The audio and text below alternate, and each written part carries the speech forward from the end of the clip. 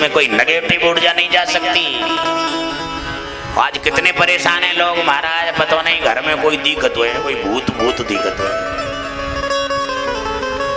मैं कह रहा हूं दरवाजे पे मांगलिक चिन्ह लगाओ, किसी की ताकत नहीं, भूत की और प्रेत की किसी की।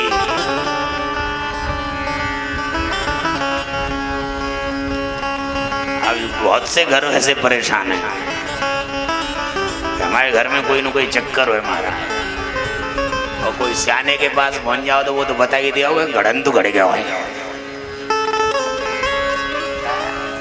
जहां में कोई मरी आत्मा है तुम्हारे घर में, ये कैसे घुस गई तुम्हारे घर में भाई? जहां मांगलिक चिन्ह जिस दरवाजे पे होंगे वहां तो संती आएंगे, भगवंत आएंगे, देवी देवता आएंगे, सद्गुण आएंगे, सद्विचार आएंगे। वहां कोई ऐसी आत्मा कभी अंदर प्रवेश कर ही नहीं सकती। द्वार पर मांगलिक चिन्ह होना चाहिए, तुम्हारे घर में कोई पाप न घुस जाए और तुम्हारे 3.5 हाथ के मकान में कोई पाप नहीं घुस जाए। इसके लिए तिलक माथे पर होना जरूरी है। ललाटे चंदनम नास्ति कंठे नास्ति च मालिका, हृदय भगवन नास्ति तस्य जन्म निरर्थका।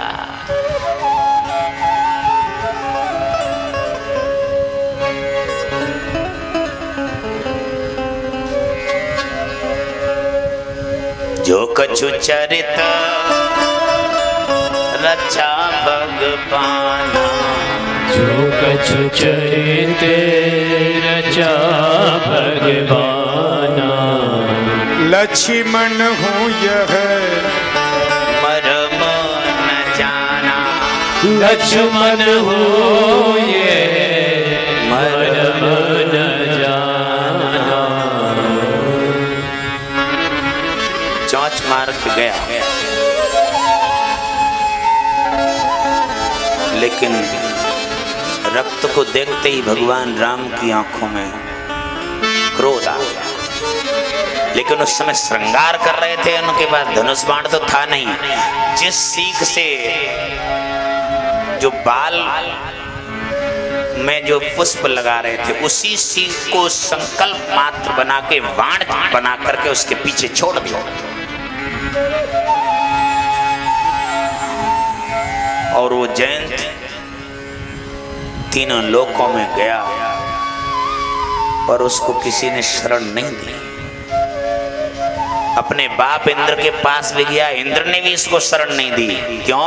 जो भगवान का अपराध करने वाला हो उसको कौन शरण दे सकता है? लेकिन गलती तो हो गई, लेकिन प्रायश्चित करना चाहता है, अब कभी गलती करना नहीं चाहता, माफी चाहता है। ऐसा अगर चाहे ऐसे व्यक्ति को कोई संत शरण दिया करता है। सुधरना चाह रहा है, आ जाओ फिर मेरे पास आओ। संत तुरंत शरण दे देते हैं, और संत नारद ने उसको शरण दी और कहा क्यों जगह जगह भटक रहा है? अपराध जिसका किया है उसी की शरण में क्यों नहीं जा रहा है? क्यों इधर उधर भटकता घूम रहा है? जिसका अपराध किया हो उसी की शरण में जाओ। जयंत ने कहा मैं चला तो जाऊं, संत नारद ने मंत्र दिया उसको, चला तो जाऊं, लेकिन वो ये पूछेंगे कि तू मेरी शरण में आया है तो फिर पहले क्यों भाग के गया? तो संत नारद ने मंत्र दिया, कह देना कि भगवान भाग के तो इसलिए गया था कि मैं तुम्हारा प्रभाव देखना चाहता था कि तुम्हारा प्रभाव क्या है, और शरण में इसलिए आया हूं कि तुम्हारा स्वभाव कैसा है, मैं ये देखना चाहता हूं तुम्हारा स्वभाव कैसा है। भाग करके इसलिए गया कि तुम्हारा प्रभाव कैसा है, और शरण में इसलिए आया हूं कि मैं ये देखना चाहता हूं कि तुम्हारा स्वभाव कैसा है। कैसा स्वभाव है भगवान का? सुन सुरेश रघुनाथ स्वभाव, सुन सुरेश रघुनाथ स्वभाव। जयंत ने ये पूछा था कि नारद से, ये भाग के गया, चोंच मार के सीता जी की गया, और तुम कह रहे हो कि मैं तुम्हारा प्रभाव देखना चाहता हूं। तो प्रभाव देखना था तो मेरा अपराध करना चाहिए था, सीता का अपराध क्यों किया? तब नारद जी ने मंत्र दिया कि भगवान मैं जानता हूं कि सुन सुरेश रघुनाथ स्वभाव, सुन सुरेश रघुनाथ स्वभाव।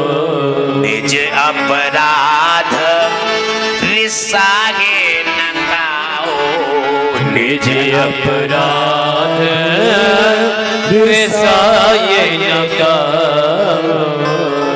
जो अपराध भगत सन करही, जो अपराधी भगत संग करई, राम रोस पावक सोई जरही। राम रोसे पावक सोई जरही।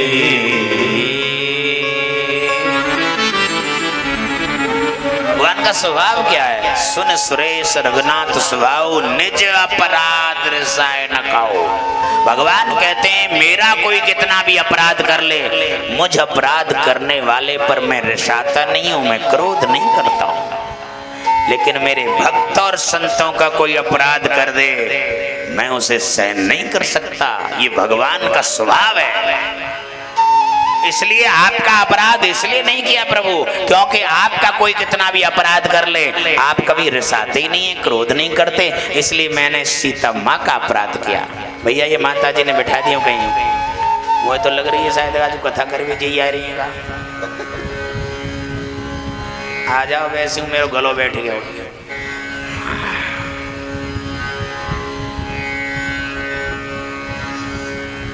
बड़ी लंबी ड्यूटी चल रही है हमारी भाई साहब।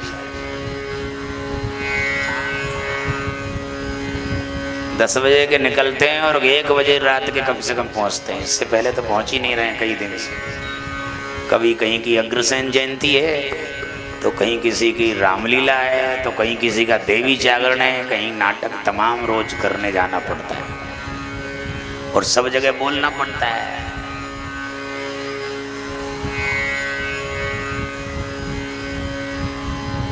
क्या किया जाए, बड़ी लंबी ड्यूटी चल रही है। कोई तो 8 घंटे ही करे, वो डबल ड्यूटी तो ट्रिपल ड्यूटी चल रही है, ओवर टाइम ड्यूटी।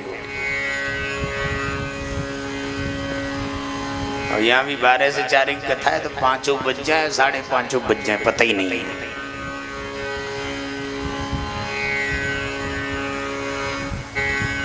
वैसी वैसी जगह कोई कथा कर रहा हो तो कोई बात नहीं, 4 घंटा है कि पूरे चल रहे हो।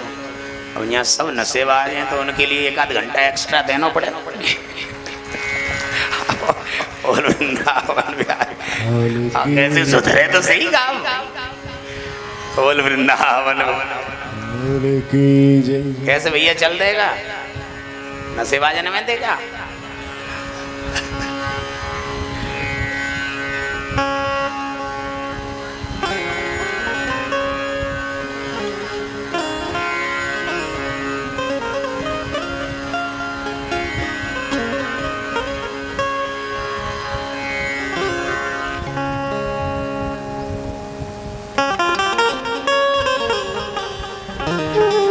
देवता में और राक्षस में क्या अंतर है?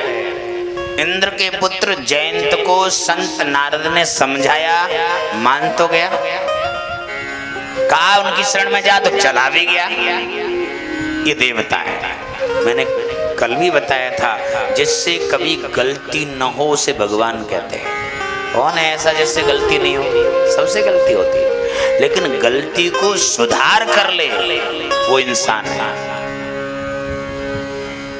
और गलती को गलती न माने वो शैतान है, और अड़ा रहे जो गलती पे वो बेईमान है। कम से कम मान तो ली उसने। और रावण को आज तक जिसने समझाया, किसी की बात मानी उसने? ये राक्षस और देवता में अंतर है। रावण को सबने समझाया, किसी की बात नहीं मानी। रावण को सारी दुनिया के लोगों ने समझा लिया, पर रावण को आज तक रावण के गुरु ने नहीं समझाया। समझाया गया रावण के गुरु ने रावण को? रावण के गुरु ने रावण को आज तक नहीं समझाया। कौन है रावण के गुरु? शंकर भगवान। लोगों ने, ऋषि मुनि देवताओं ने कहा कि आप अपने चेले को समझा नहीं सकते। हाँ? एक खोपड़ी वाले ही ना समझ रहे तो 10 खोपड़ी वालों कैसे समझे बताओ। शंकर भगवान ने कहा जो इसे समझा रहा है वो बेवकूफ है, मैं जानता हूँ चेला मेरा है, ये किसी की नहीं मानेगा, इसलिए मैंने नहीं समझाया, क्योंकि मेरी भी नहीं मानेगा।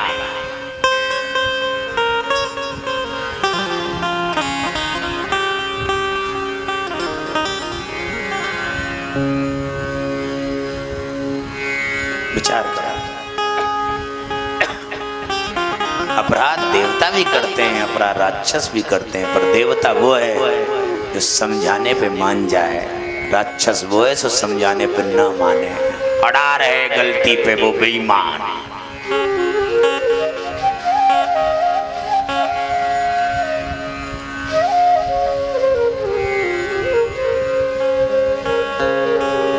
वहीं आ जाइए।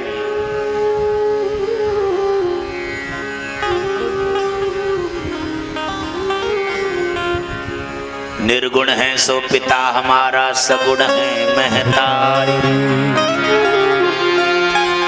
निर्गुण है सो पिता हमारा, सगुण है महतारी। किसको बंदे किसको निंदे, दोनों पलड़ा भारी। किसको नंदे किसको मुंदे, दोनों पर लारी। निर्गुण और सगुण क्या है? निर्गुण का ही सगुण है, सगुण का ही निर्गुण है।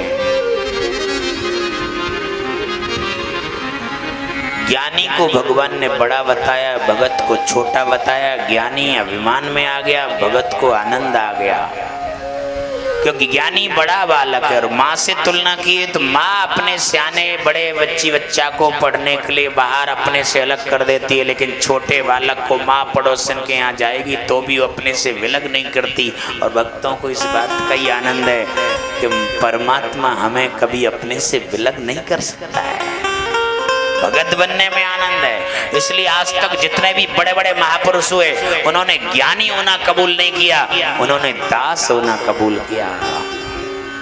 रविदास, हरिदास, कबीरदास, सूरदास, तुलसीदास। क्योंकि दास होने में जो आनंद है, भगत बनने में जो आनंद है, और ज्ञानी होने में आनंद नहीं है।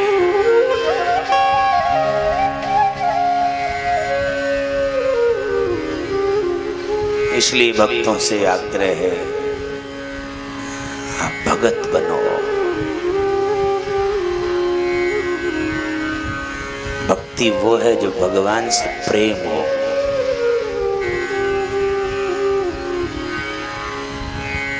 भगत बनने में बहुत आनंद है। भगवान से कुछ मांगो मत, भक्ति करते रहो। भक्ति से नहीं कहते, आप लोग सोचें कि सुबह नहाए, स्नान किए, तिलक लगा लिए, लोटा चढ़ा दिया, मंदिर चले गए, भक्ति हो गई। ये भक्ति नहीं है, ये भक्ति का कृत्य है, डिवोशनल एक्टिविटी। इसे भक्ति का कृत्य कहते हैं, ये भक्ति नहीं है। भक्ति कहते हैं निष्कामता को। आप पूजा करो, पाठ करो, मंदिर जाओ, लेकिन इसके बदले कोई मांग न हो, इसका नाम भक्ति है। निष्काम कर्म करो, बदले में कोई डिमांड नहीं हो, मांग नहीं हो। महाराज जनक ने यज्ञ करने के लिए जमीन में हल चलाया, शास्त्रों का प्रमाण है, आपने सब सुना है। पर राजा जनक ने हल चलाया, लेकिन जमीन में हल चलाया था, उस समय जमीन में खाद बीज डाला था क्या? नहीं डाला। अगर खाद बीज डाल के हल चलाते हैं तो कामना बढ़ जाएगी कि मैं ये बोया है बीज, इसकी इतनी फसल होनी चाहिए, इतना गल्ला होना चाहिए, इतना माल होना चाहिए, तो एक कामना बढ़ जाएगी, इच्छा हो जाएगी। खाद बीज नहीं डाला, केवल हल चलाया, इसे कहते हैं निष्काम कर्म। कोई कामना नहीं है, कोई इच्छा नहीं है, कोई खाद बीज नहीं डाला। केवल निष्काम कर्म किया। और निष्काम कर्म करने से, हल चलाने से राजा जनक को क्या प्राप्त हुआ? बोलो। हल चलाने से क्या प्राप्त हुआ राजा जनक को? भक्ति सीता प्राप्त हुई। हल चलाने से भक्ति प्रकट हुई। निष्काम कर्म करोगे, कोई कामना नहीं होगी, तो तुम्हारे जीवन में भक्ति प्रकट हो जाएगी। और फिर राजा जनक ने उस भक्ति रूपी सीता को धीरे धीरे उसको बड़ी किया, पालन पोषण किया। और जब वो जवान हो गई तो मैं आपसे प्रश्न करना चाहता हूं,